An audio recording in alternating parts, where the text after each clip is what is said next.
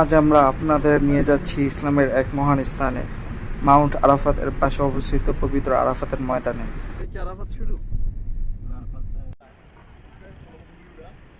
এটাই সেই জায়গা যেখানে পৃথিবীর কোটি কোটি মুসলিম একত্রিত হন হজের সবচেয়ে গুরুত্বপূর্ণ দিনে, ৯ জিল হজে।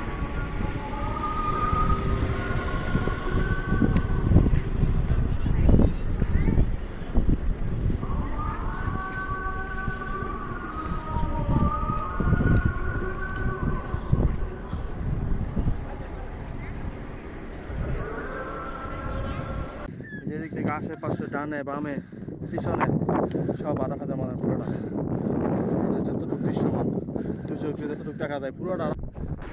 রসুল সাল্লাল্লাহু আলাইহি সাল্লাম বলেছেন, হজ হলো আরাফা।